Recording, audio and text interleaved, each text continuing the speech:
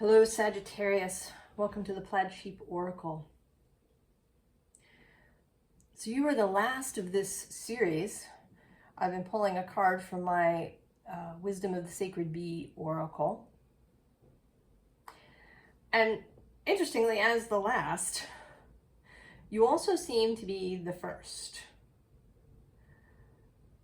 This reading seems to be about you and maybe what you are going through at the moment, but also about what you can do for the rest of the collective, what the Sagittarius energy can do for the rest of the collective. And that maybe all of us in, channeling that Sagittarian energy in Jupiter and maybe Neptune as well.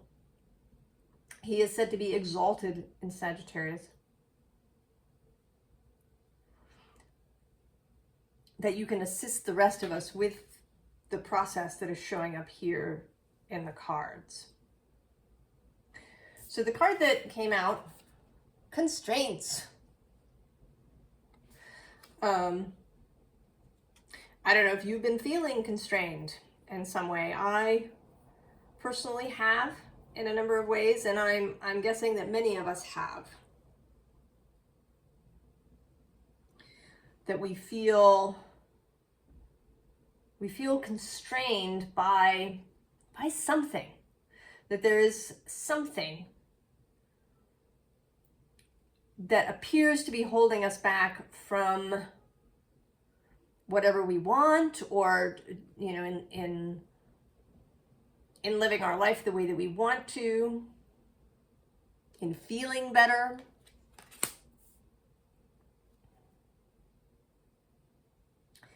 The scene underlying is values. And actually below that is soul journey. Oh, and I'm going to go one more to the Queen. So the Queen of the Hive, she doesn't sort of do a lot in a day-to-day way, right? Her job is to perpetuate the line, right? She mates with a drone, and then she has all her children, and then the worker bees take care of them, and those children become the next worker bees and drones. But so she's also a kind of focus for the rest of the bees. Not exactly a reason for being, because there's lots of reasons for bees for being. But a thing to focus on, something to embrace as perhaps a guiding star, or a philosophy, I don't know, maybe I'll come up with a better word. I feel like it's right there. Below that actually is discipline. And that's gonna come out later. But so these values, and values kind of are our operating manual, right? We have a set of values, a set of principles that we live by. Those things that we see as important, as valuable, as in our integrity to uphold. Right? These guidelines, these rules that we have for ourselves for living. And that is, I think, very Sagittarian. I think Sagittarius, while we see it as a very exploratory energy, right? The Sagittarius that, packs a bag and takes off around the world. They're not really doing it willy-nilly. There is purpose. There is direction. There's very often focus, even if it isn't immediately apparent.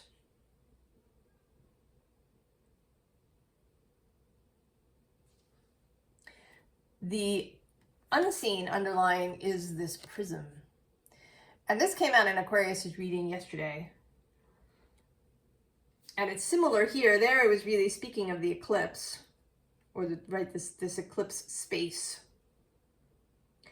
And I think that's relevant here too, so the eclipses, rather than, necessarily absolutely revealing or absolutely concealing, that they are like a prism. So that things are revealed, but not, as if you just opened the door.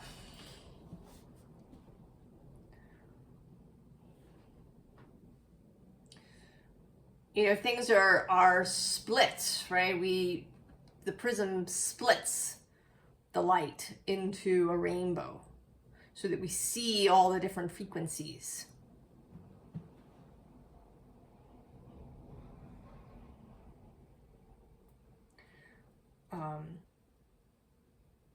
And so that's sort of the eclipse space. And that it, right, if you have two prisms, and I think this is true, that if you pass light through one prism, you get the rainbow, and then if it passes through another prism, that it kind of recoalesces into a white light. Or possibly it changes in some way again, but there's a change that happens again. And there are two eclipses. And there's also this sense of the death and the rebirth. And then maybe there's a space in between.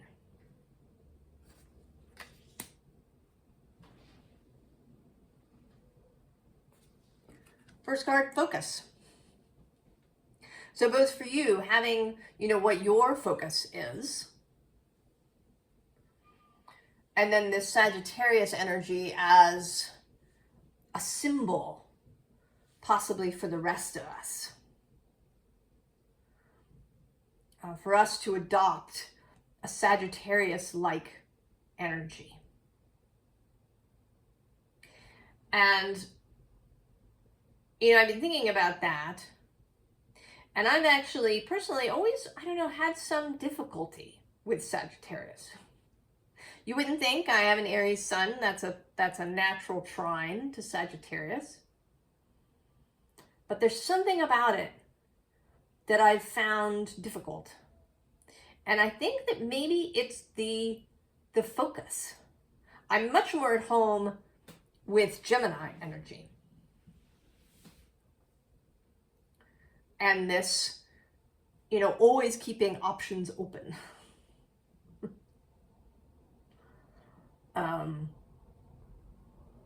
Not dedicating oneself in a single direction.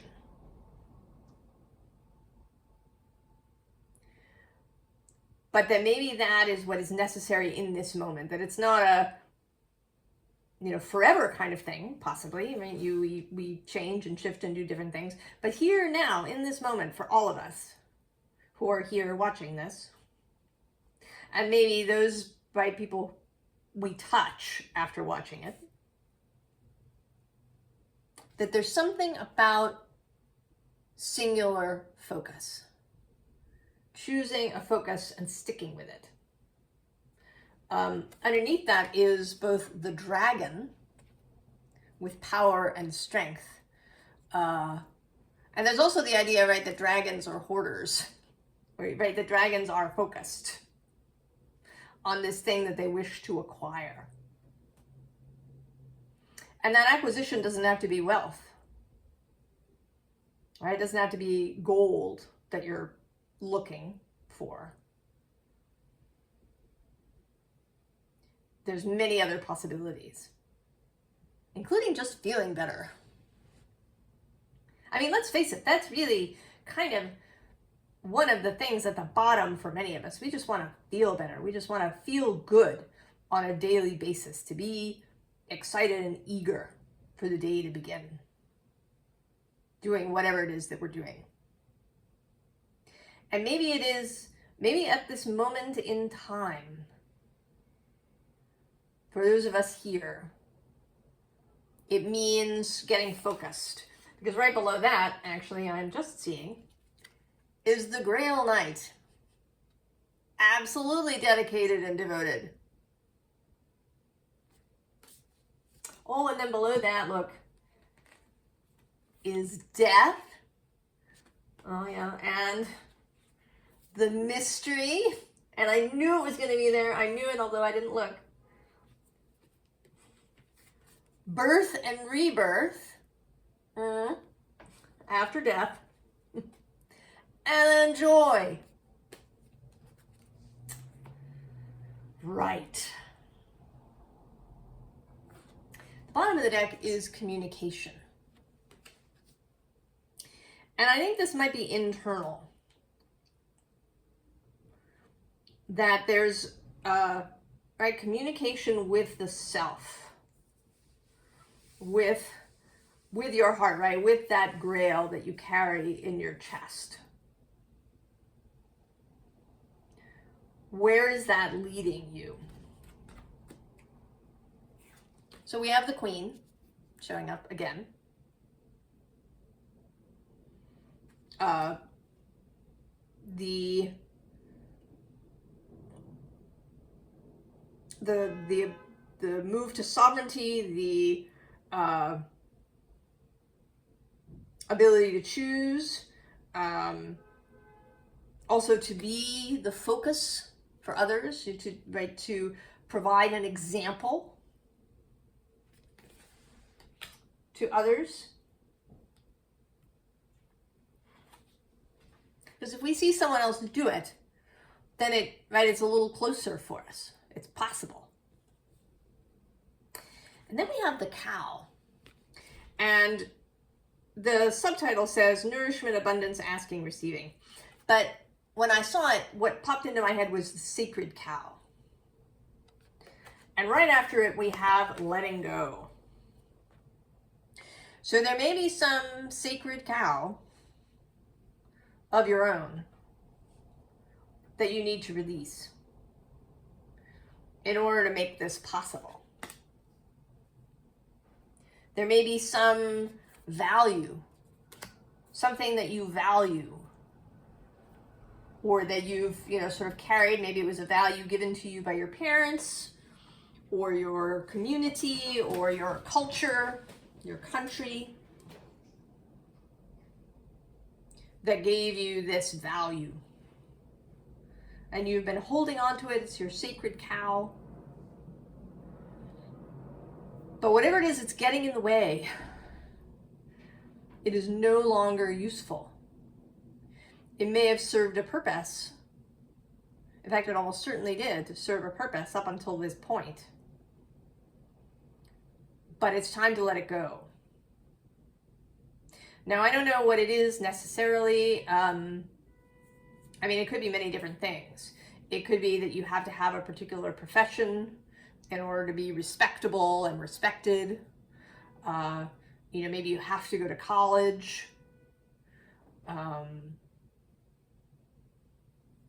Maybe you have to have a full-time job, or it could even be the opposite, that you need to be an artist in order to be satisfied. Maybe you need to be absolutely free. You need to be able to travel and pick up and go whenever you want. And if you do this other thing, you won't be able to do that. That this kind of freedom is an absolute.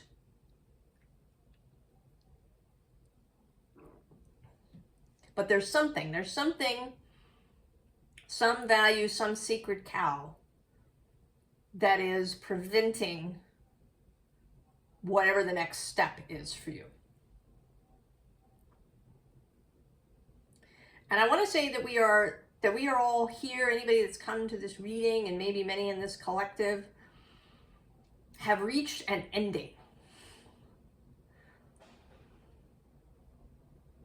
Right? We are in death. We've passed that threshold. We have died.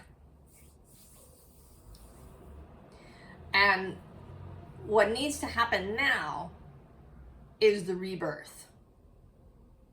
Right? In alchemical terms, we have done the solve. And what we need now is the coagula. Coming out the other end. And I actually think that that may be perhaps the hardest part. Right? The death part, we often get pushed into that by circumstances, right? You know, towers or whatever push us into the death portion of things, and we dissolve. And it's kind of, yeah, I mean, right on in a chemical sense, dissolving something is a lot easier than putting something together. Right? It's easy to destroy something. It's a little bit more difficult for something to be born. So I think that this part is actually the trickier part, even though it is heading into the light, into beauty, into what we want. And so we have here this, right, this 10 of Wands. And she's looking at two things. Right, she's, right, all this weight, everything that may have been built on top, all the various sacred cows that we may be carrying with us, that you've been carrying around, Sagittarius. She's looking, first of all, at the 6 of Cups, so at childhood. So there may be something about that. There's also below that this 3 of Cups, which could be, right, tribe, friends, family. And then actually below that is this 6 of Pentacles. So also, you know, material realities as we see them, you know, what we have, what we built. You know, did you already spend $50,000 on your education? And if you quit now, have you wasted it?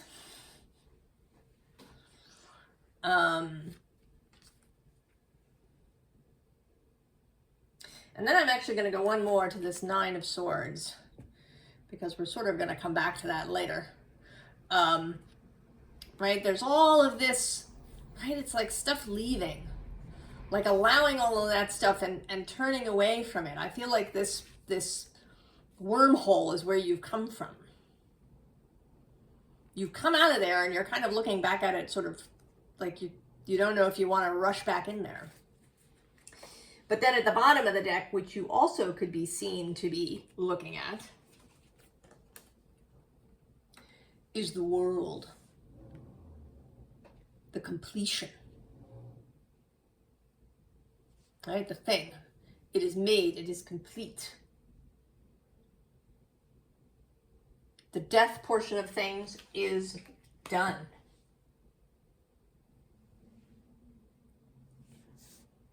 And so then we have these 4 major arcana, which I feel like are all,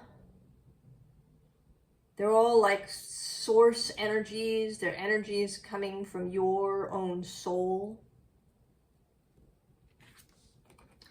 We have the Hanged Man and the, you know, that it's time to come down out of the tree. If you've been hanging there. Right? Odin was there for 9 days, and then he got down because he was finished.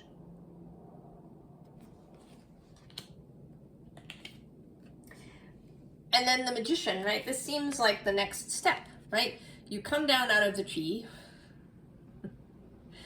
as the Magician.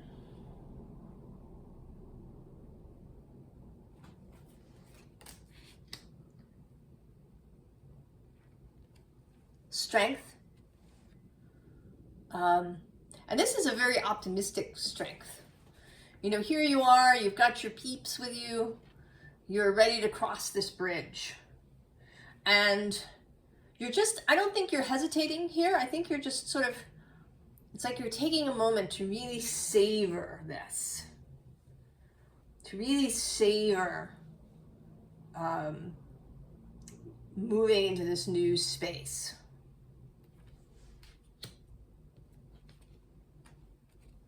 And then the Hermit with the new star, the new sacred cow, the new focus.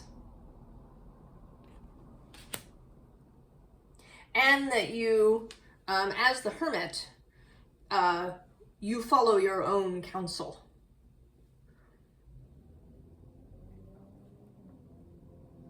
You're not, you're going to test things. Do I believe this is true? Does this feel right for me, or should I not listen? Or yes, this is right. This is a real guide for me. I like it. Right? Being able to make this choice repeatedly.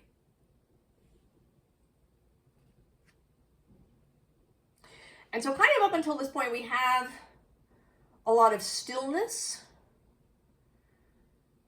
The magician in his creational zone, this savoring strength, this considering hermit. And then we get the Eight of Wands. The bottom of this deck actually is the Hermit again. So there is a coming out to some extent, right? It's not that you, it's not that you're going to give up this, keeping your own values, but you're going to move out into the world more. You're going to start talking about them. In the Christian tradition, in the monastic tradition, there were monks and then there were friars. And the friars' purpose was to go out into the world and contact people. They were interested in helping, in spreading the word and being of assistance to other people, as opposed to a pure monk who was there, just for that solitary contemplation of God. So it's like you're going from being a monk to being a friar from a hermit perspective, right? Because right below this Eight of Wands, right, the rapidly incoming energy, this is your card, Sagittarius, first decan of Sag. Right below that, we have this Two of Wands that's ready to be born. It's complete.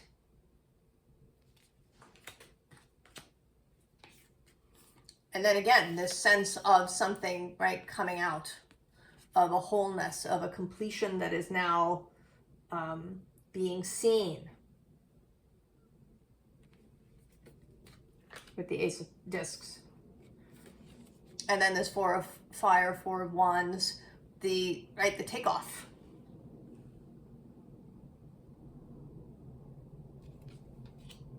Into the new.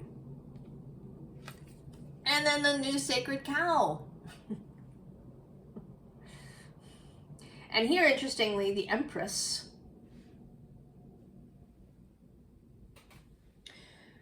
Part of the difference between these cows, I think, is that the Empress is more sovereign, right? I think that first cow was given to you. Other people gave you that cow. When you were born, we all get a cow. We all get these values handed to us. And when we're little and young adults, we haven't yet had enough experience to decide which cows we want to keep and which ones we want to give away. Now it's your cow, your chosen cow. And one that is fecund, about birth, about procreation, about creation, about nurturing, about affluence and abundance, and the beauty of the world. Right? It's Venus.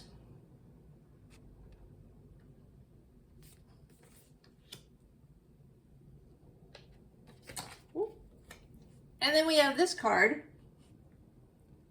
which is an extra in this deck. And it's this, you know, kind of, right, the discovery that your soul and source are the same.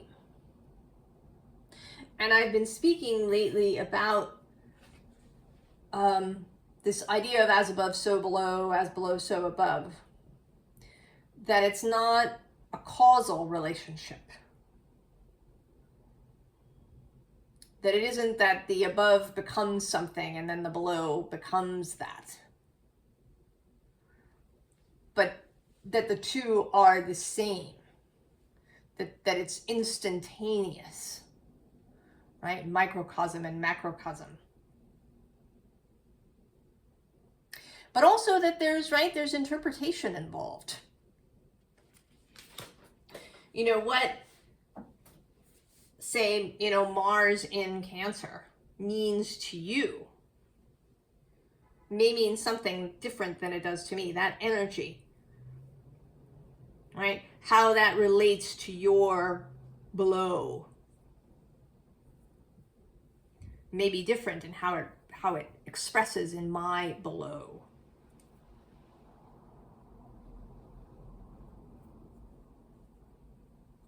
And that all we can do is mind ourselves. We can't change anybody or force anybody into anything or control other people directly. We can be an influence. We can become a focus for others just as an example.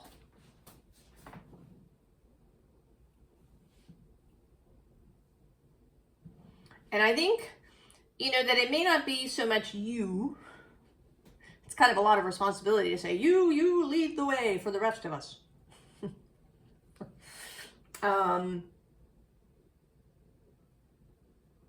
But I think this energy leads the way.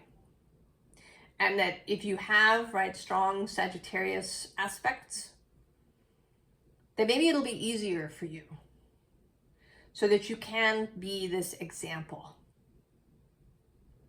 of, right, what it takes. It seems like it's almost as if, right, that Gemini is kind of this death space where we're presented with a lot of stuff, where we dissolve into many, many things, and we spend time examining and coming to terms with, and all of this stuff, getting to know, all these things we do during this death solve process.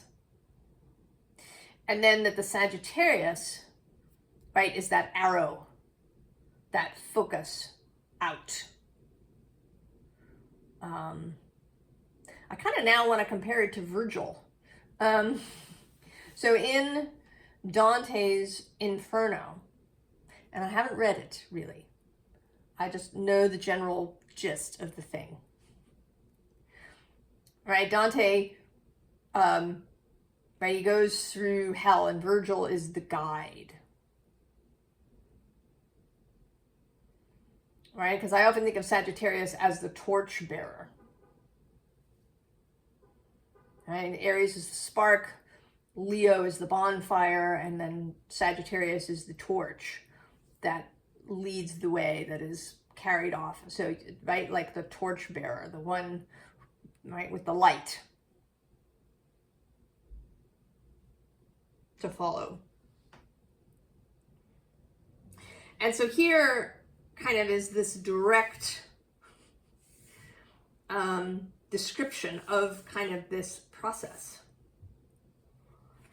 So, first we have grief. Right, with the banshee, whatever terrible thing led us into this death process. And then below that is the Valkyrie. And that is, okay, so I was listening to this book about the Viking called The Children of Ash and Elm.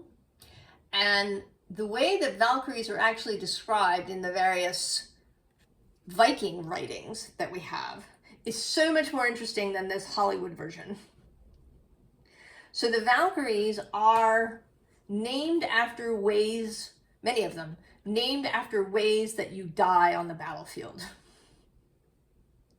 Right? So there's a Valkyrie whose name means that you've, had your head chopped off, or that you've been killed by arrows.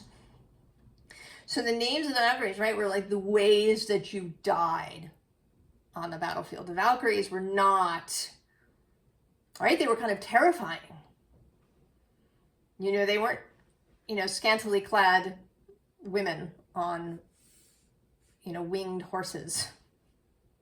They were like elementals, which is just so much cooler and more interesting. But here, right, as the choice. And then below that, I'm just seeing now, is Hades and the underworld and the depth shadow. And then also the Selkie,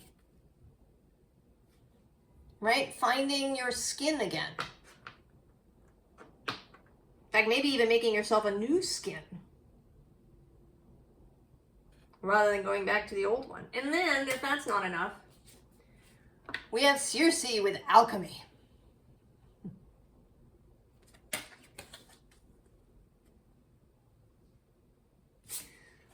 The bottom of the deck is the Mormolochia. These are the dogs of Hecate. And that subtitle is Service. So this sense of the Sagittarius energy leading the way out. Because then we have this Kelpie. Now this says warning. And the Kelpies were sort of dangerous. They could lure you into things. But here it's looking more, just like this, right? There's this whole process going on, right? Something is happening.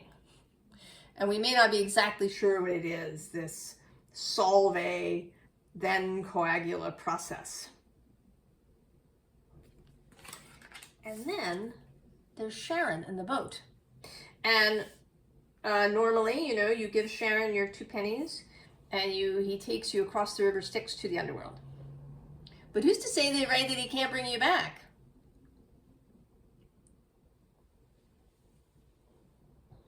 But you have to get in the boat. You have to get in Sharon's boat to have him take you back, right? Because you went into the underworld, you had your death, and now it's time to go back.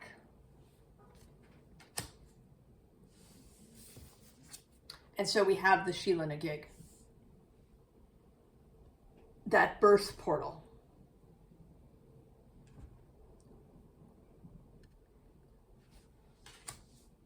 And all of these, right, all of these things can be daunting, can be frightening, right? The idea of the portal of moving outward. And I think, right, maybe that is why we need that Sagittarius energy, because it is uncontained, it just goes.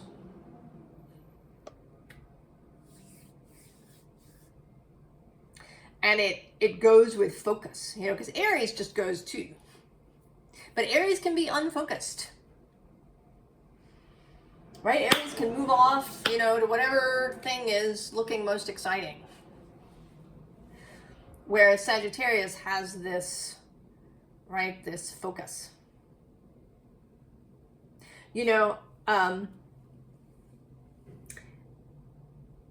Sometimes, right, the people that I know who have a strong Sagittarius energy, they don't want to know. the details and the nuances. They just want, right, what is the answer?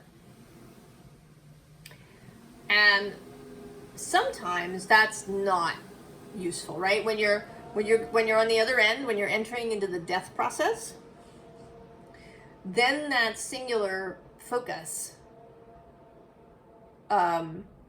isn't going to serve you, because you need to dissolve. You do need to pay attention to nuance, and to kind of really examine and see and understand. But when it's time to leave, then worrying about all the hows and exactly what it means and all of the nuances may really not serve us, right? Because those first steps are a little tricky, and if we get mired up in kind of if we say sort of Queen of Cups or even Hanged Man energies, right, we can get caught where we just go. Don't, right? Why? You've got this new star. You've got this new cow that you're focused on. This understanding of the above and the below. Just go.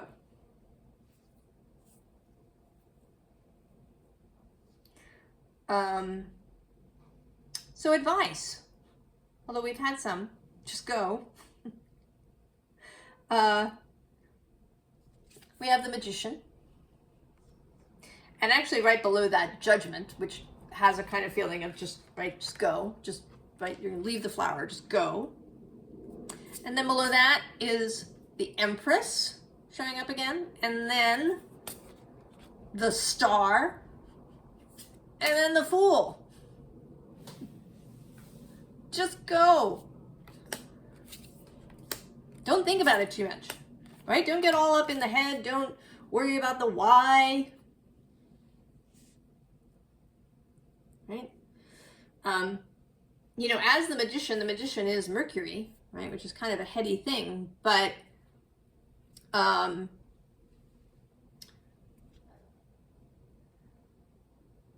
to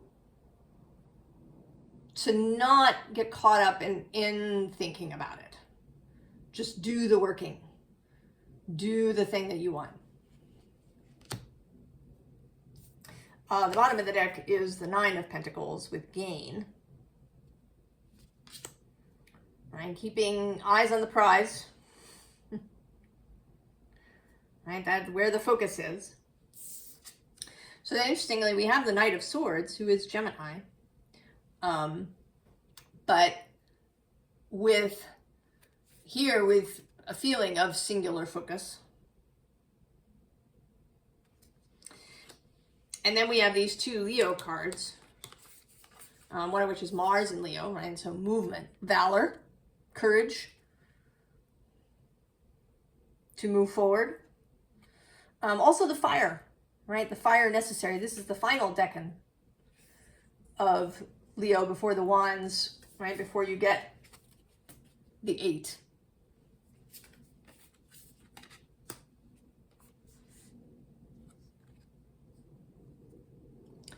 And then the King of Wands.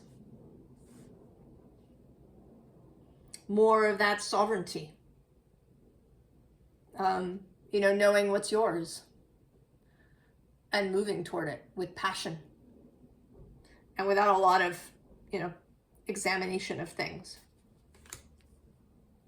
And then, so interesting, this card. So this is the Nine of Swords reappearing here.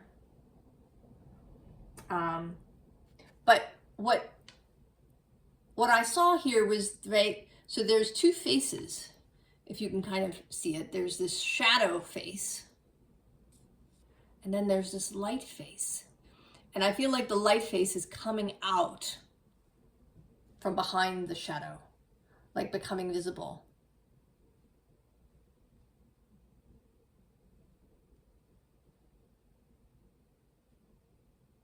And, kind of in the eclipse way, if we want to sort of think about that,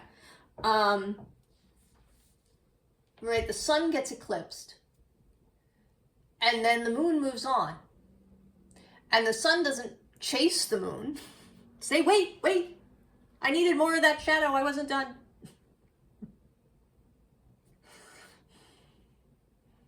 It was so comfortable and cool, and I gotten so used to being in this shadowy, dissolved, solve place. Wait. Let it go. Don't keep pulling the shadow back. Right? Let the shadow pass.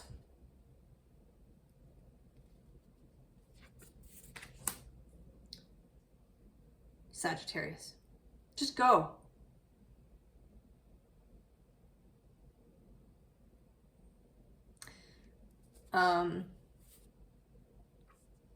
So I hope this is helpful.